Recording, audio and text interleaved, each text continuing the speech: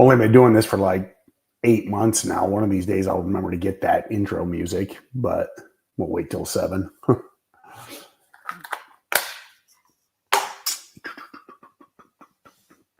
7 p.m. All right, welcome everyone to the Sunday Night Market Brief. Futures gapping up 0.2%. Bitcoin up to 109, 147. So market looking bullish into tomorrow. We'll start out with the calendar. Massive amount of earnings. We're into the heat of earnings season. Absolute boatload of them. Oh, that's funny. There's so many that YouTube won't let me post the comment even. So let me do it in 2 comments. Yeah, the top earnings watches for the next week, I had to post in 2 comments. You know, obviously right up the bat, we got Netflix, Tesla, kind of the 2 biggest ones that everyone will have their eyes on. Now, one thing I do mention a lot, guys, especially during earnings season, E-Whispers on X, great account. You know, I talk about this every time we head into earnings season. I'm not affiliated with them in any way, but it's just a great account especially during earnings season. And one thing I know I bring this up a lot, but one thing I really like, and actually their pinned tweet is a breakdown of the week. They give kind of the most actionable, most volatile stocks, you know, the ones we really focus on. They break them down by before the market open and after the market open. So again, give them a follow. Like I said, I always say, like, I just really appreciate them as a free account. Like I'd probably pay $50 a month for this. You know, I mean, like, I know what's in play. I know the earnings. It's just I really like the way they break it down. Handy resource. So give them a follow. But that being said, a lot of heat going to be coming in on earnings. Let me go through the economic calendar.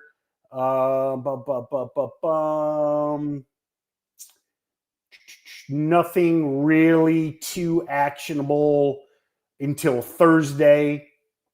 We got some jobs data on Thursday, but it's mostly going to be about earnings. We do have the CPI on Friday, and then the hilarious University of Michigan sentiment.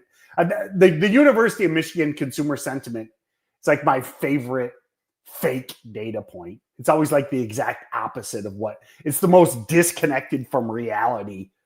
Like it's a poll. And like all these people that respond to the poll, like hate everything.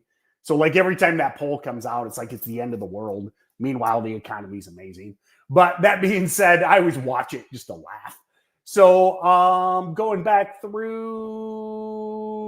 the calendar, that's really it. I mean, the biggest story is going to be earnings coming up this week. We're going to have a tons of earnings plays. Recapping the week, gold surged to about 4,000 an ounce for the first time ever. Lot of fleeting to safe haven assets among a lot of the volatility. Now, the nice thing is if you trade short term, volatility is an amazing thing. I don't know, actually, I don't know if you guys got a chance. I was at the NYSE on Thursday and Friday. I was on Cheddar. I was on NYSE TV, and it was on Schwab TV. That NYSE TV one really kind of breakdown of, kind of the big picture. I linked them both. Give them a watch when you get a sec.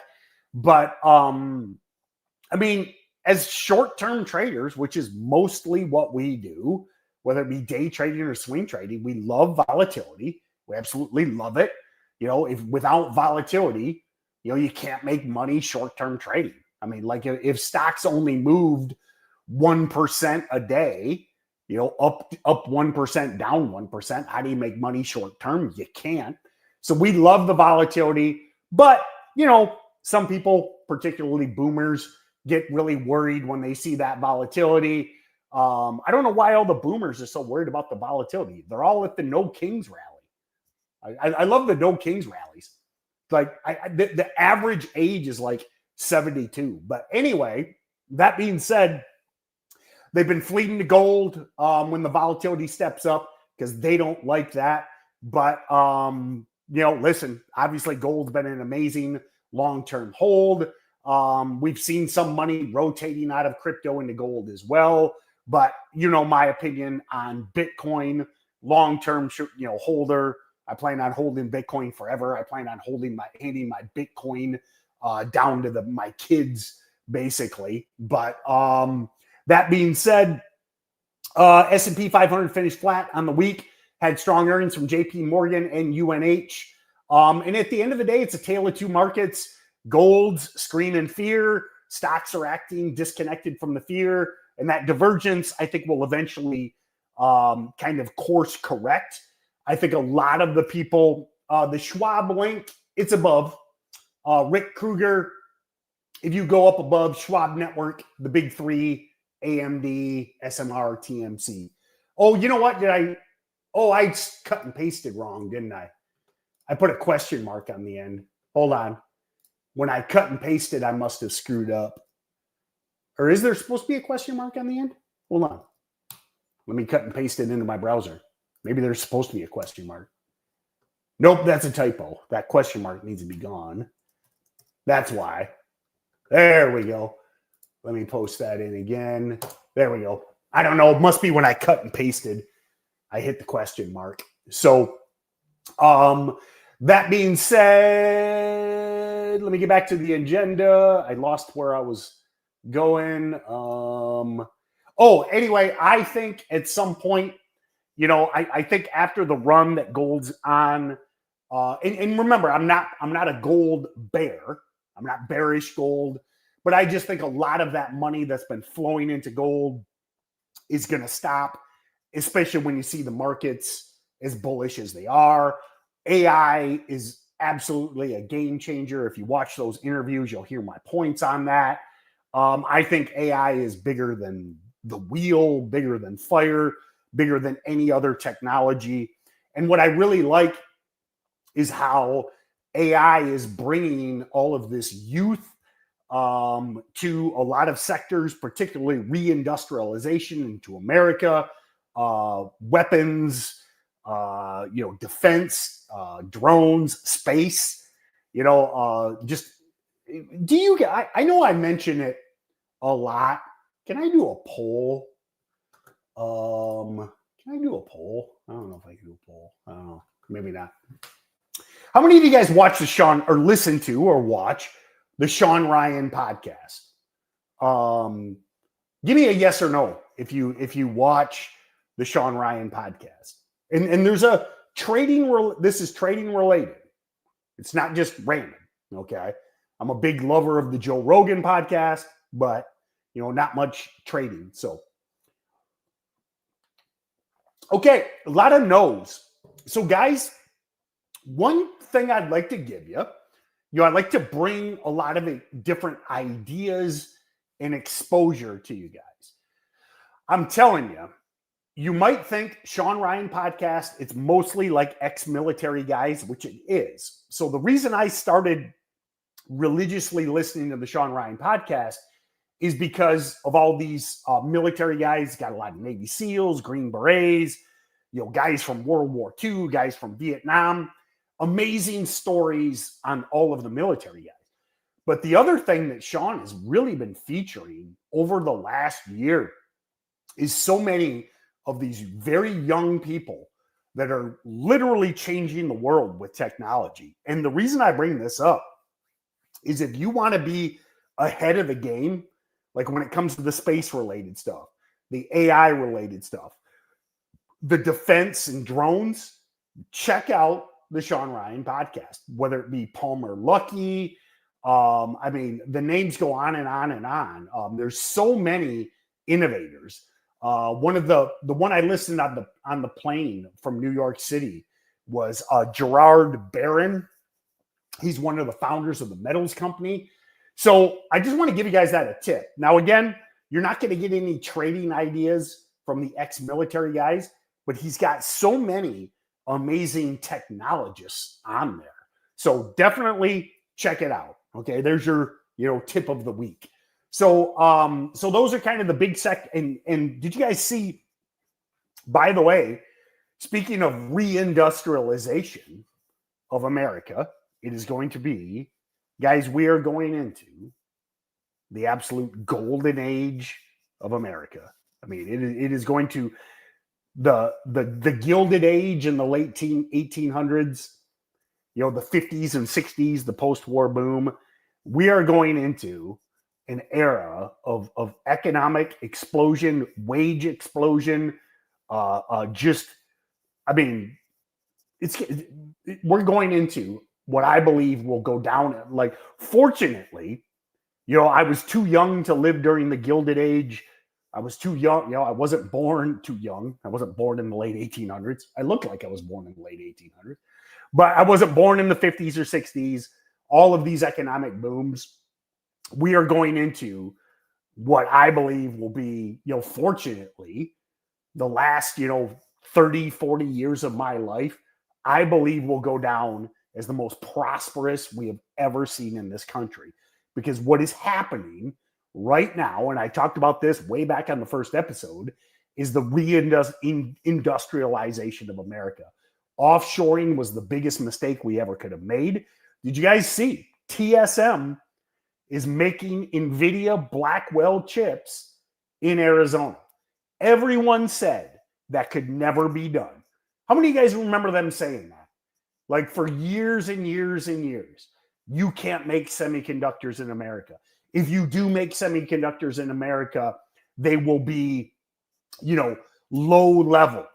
They're literally in Arizona right now manufacturing the most sophisticated semiconductors. The NVIDIA Blackwell chip, TSMC is doing it in America. For my entire life, literally my entire life, they said you can't do that in America. It's too expensive. It can't be done. It has to be done overseas. What a bunch of bullshit. Bullshit.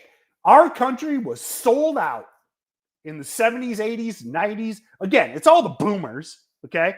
Thank your local boomer for selling out this country, okay? But the good news is, my friends, it's over. It's over, and we're embarking on the greatest history or greatest economic expansion in American history. And I mean, you look at the money flowing to the markets. I mean, remember, the markets are a forward-looking indicator. So let me show you something. Check this out, guys. Let me share my screen. Where am I? Share. Whoops. What'd I do? Oh, there it is. Share screen. Tell your screen. Share. Check this out. Whoops. Right. Where is it? Where's my bookmark? Where'd I go? Not that one. Hold on. There. I got my screen shared. Now you just got to find my bookmarks. There. This one. Look at this. This is, remember, markets are forward looking. Look at how the U.S. stock market has outperformed every other stock market in the world. Okay. Shipbuilding. Yeah, Jim. Now, Saronic, by the way, Jim, check out Saronic. What's his name? The guy from Saronic was on Sean Ryan podcast as well. Shipbuilding's coming back. They're working on that. Check out Saronic. I'm hoping they go public. Hoping Anduril goes public. But anyway, guys, when you look at the amount of investment capital flowing into the country, that is the smart money at the end of the day. Okay. The smart money, billionaires, hedge funds, sovereign wealth funds, foreign governments. Foreign governments are investing in America because they want the biggest potential return on their investment. So when you see these forward indicators, that tells you where we're going. So anyway, amazing time. Let me get back to my agenda here. So that being said, I keep hearing, and I mentioned this on those interviews at the New York Stock Exchange this weekend. The crazy thing is that, everyone talks about this AI bubble right now. AI bubble, AI bubble. Write this one down, guys. This is one of my favorite quotes when you hear people talking about the AI bubble. A bubble is a bull market that you're not participating in. I mean, that's all of these people that are saying bubble, bubble, bubble in AI. It's just they're not long AI stocks, so they'll keep calling it a bubble. And these same idiots have been calling these stocks and the whole sector in a bubble for like the last year. And go back and look at, or literally years, they've been saying bubble, bubble, bubble. Meanwhile, if they would have simply gone long the AI sector the first day they called it a bubble, they'd probably be up 100% or more. So again, a bubble is just a bull market you're not participating in. And I think these AI stocks are just getting started, like literally. I mean, and this is the funny thing. Everyone comparing it to the dot-com boom. What you got to understand is you got to be a trader at the end of the day. And because of that, if you held 3Com or Northern Telecom or Lucent, for years, you would have been up hundreds, thousands of percent, probably like on Lucent. I mean, there were probably literally people that were up thousands of percent on Lucent and then held it all the way to zero. So when people call the internet boom a bubble, I'm like, it wasn't a bubble. People just didn't sell for hundreds or thousands of percent.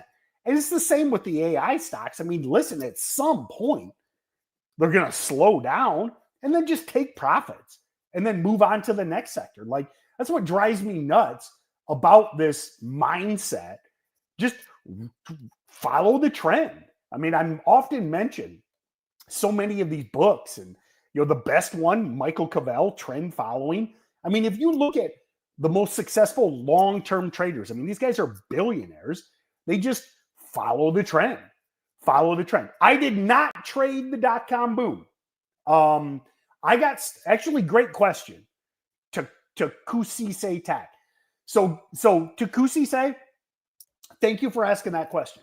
So I started an internet company in 1994. We were doing dial-up modems. So for the first decade, we were flat broke. Basically, every dollar I made in that business, we started out as a buddy from high school, and we put every single dollar we had back into that business. And we were growing. I mean, we were growing like gangbusters. So I did not trade the dot-com boom because of two big reasons. First reason was I was broke. Literally every single dollar I had went back into that internet company. Like, we took out money for food and rent, okay? For an entire decade, it was food and rent. That was it. Like, we'd pull a draw to get groceries. That was basically it. And then also, the business was growing so fast that I just didn't have time to trade. It wasn't like today. Like, you guys got iPhones. I mean, you guys can trade from work. Remember, this is the late 90s, early 2000s. Wi-Fi was barely existent.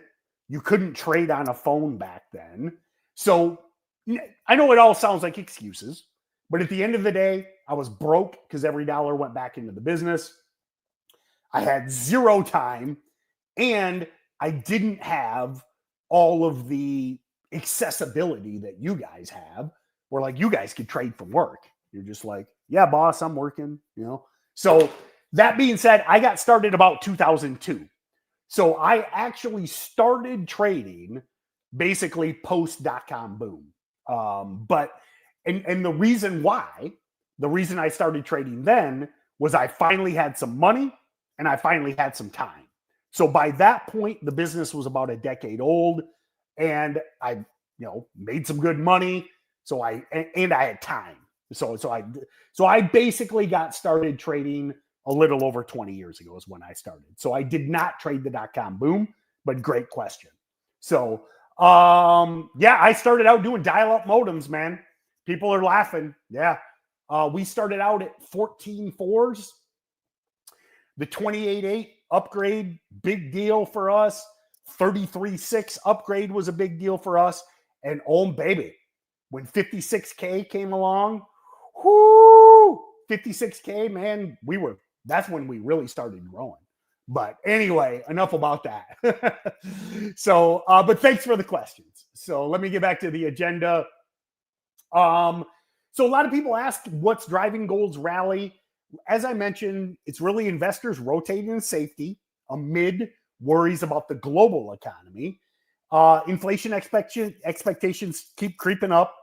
Oil is cratering. Thanks to President Trump, we're going to have $1.50 gas. I called that last election. And we talked about this back in the spring a lot on these live streams. So we're going to have $1.50 gas. And at the end of the day, I mean, that's a huge, like when you think about $3, $4, $5, I was in LA a couple weeks ago. Gas is still like $6 in LA. It's crazy. I'm glad I was in an Uber. But if you think about, high gas and oil prices, I mean, that ends up being a tax on the economy because everything's got to get somewhere right now, via gasoline or diesel, whether that be a delivery truck or a long haul truck or a train, a jet, whatever. So the higher oil prices are, the higher gas prices are, slows the economy, puts a tax on the average American's wallet. I mean, listen, you got $1.50 gas versus $3, $4 gas. That gives you a lot of disposable income that can flow into the stock market. So we got a $1.50 gas coming. It'll take time, but I called that as soon as Trump won last fall. I'm like, here we go. $1.50 gas is coming. And, a lot of people asking about crypto kind of going sideways and breaking down a little bit. We talked about that last week. It's all just at the Santa Monica Whole Foods. Flash NetStream. When was it? I was in Santa Monica. It's been like a year. So Flash NetStream, if it was a year ago, maybe it was me at the Santa Monica Whole Foods. If you see me, say hi. I'm a nice guy. Okay. So anyway, but it's been a while since I've been in Santa Monica. But anyway, a lot of what has slowed crypto down is just so much over leverage. Okay. So if you want to know the real reason for a lot of the crypto shakeout, just watch last week's live stream. Unfortunately, so many people are trading crypto just way, way, way, way over levered. Okay. And the bad part is these people trading with too much leverage, they just need to get shook out. We got to get rid of these degenerate gamblers. We got to get them out of crypto, and then we'll be back on the orderly march. It's just you got too many people trading with way too much leverage, which is creating what we had a week ago Friday, etc. Don't trade with leverage. Again, if you're trading with leverage, quit it. Okay. No new trader. Okay. And again, I'm always assuming most of you guys are new to trading. If you're new, please don't fall for the temptation of leverage. Leverage will just get you in trouble as a new trader. We talked about this a ton last week. I'll move it on. Avoid it. Avoid it like the plague when you're new. Once you're consistently profitable, once you're doing better, feel free to add some leverage. But if you're struggling, or even if you're just brand new, leverage will just get you in trouble. So I'm going to kind of take this home a little bit, guys. So going back to last week, actually, let me share my screen real quick. And right here. So, as always, pretty much every week, someone asks me, Tim, what's the number one stock for tomorrow? And you guys all know how I answer. So, do you guys remember last Monday morning? Who remembers last Monday morning when, whoops, that's SPRB. Let me get STI. SPRB was 2 weeks ago. Last Monday morning, in pre-market, between 7 and 9 a.m., STI did an RCT with an entry price of $9.62. Okay? Monday morning, 12 hours after the Sunday night live stream, STI did an RCT in pre, had an entry of 962, stop of 9, and profit targets from 11 to 13. Okay? So you guys all see this. This is from Monday morning. Then go back to Monday morning. I'm sure all of you guys remember STI. It hit 962 off of that first RCT and went to 27 Monday morning. So now that obviously way exceeded all of the profit targets, but look at the risk to reward on that trade. You had a little over 50 cents of downside risk, and then profit targets from $2 a share to $13, from $2 a share of upside to almost $4 a share of upside, simply by using the RCT pattern. And that stock proceeded to go to 27, which basically doubled the goal. But that's the beauty of the RCT pattern. Someone mentioned GWH. That was 2 Mondays ago. So 2 weeks ago, Monday, GWH, best trade of the day on Monday morning. We talked about it on the Sunday night live stream. Did an RCT, was amazing. Now I'm talking last week on it'd be the 13th, STI at what time was it? What time did it do it? Whoops.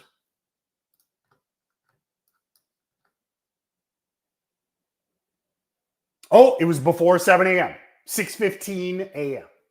So 6:15 a.m. So it wasn't exactly 7 a.m., but it was close. So 6:15 a.m., STI went straight vertical, put in the first red candle. Then that candle gave an entry of 962. And like I said, profit targets at 11, 12 to 13. And the stock eventually went to 28. And then the next day it was at 33. So that is how every Monday morning, when people ask me on Sunday night, what's the number one stock? I'm telling you, tomorrow morning between 7 and 9 a.m., there's going to be a stock that does an RCT. And if the future holds like the past has for about the last year, every Monday morning, the biggest trade of the day is going to follow exactly that pattern. Now, other ones to watch, Wrecker. So Wrecker had a very solid kind of all-day grind up on Friday and then closed right at the high of the day, as well as a 52-week high. So Wrecker is exactly what we look for a week open red to green. And then ARTV, a lot of you guys know ARTV was the morning alert and the afternoon alert in the daily income trader system. It was decent in the morning, wasn't amazing in the morning, was a decent spiker. But then in the afternoon, ARTV was absolutely beautiful. And what I like about this stock is, and I'm going to wrap up with this, guys. So if you notice, this stock held that lower Oracle support level of 5 very well. So notice how it bounced off of 5, pulled back, and then never broke below 5. So with ARTV, considering the fact that this thing held all of its gains from Thursday night, was a great afternoon spiker on Friday afternoon, and held above all of the support levels, even that intermediary support level of basically, what do we call that? Roughly 530. So look at how this thing just respected 530 over and over all through the day. So those are the top two speculative ideas, Wrecker and ARTV. And then the safer plays, I'm just going to leave you guys again with that Schwab interview from Friday. So just for the sake of time, I'm not going to go over AMD, SMR, and the metals company again. Check out that Schwab network. Those are the other three swing trade ideas from the weekend watch list. And then the top two speculative plays, Wrecker, ARTV. And as I end almost every single week, I don't know what the ticker is going to be tomorrow. Okay. I don't know what it's going to be, but there's going to be a low float stock with news, go straight vertical right around 7 to 9 a.m. It's going to go straight up. It's going to stop, slow down, put in an RCT. And odds are, like I said, if the theme is continued like it has for a year, it will end up being the biggest runner of the day. Like 2 weeks ago, GWH, last week, STI. Now, I don't know what the ticker's going to be because I don't have a crystal ball, but there's going to be one. And if you're running your scans, if you got your tools, if you're prepared and you're ready and you know what patterns to look for, you'll crush it. So, as always, I only got about a third of the way through the agenda. Thank you guys for joining. Oh, the watch list. I forgot. So I always try and link the watch list just so you guys all have it. And here we go. So hit up the watch list. Make sure you subscribe. And have a great week, my friends. To everyone in the daily income trader system, I'll see you bright and early tomorrow, just like every day. So have a great night, everyone.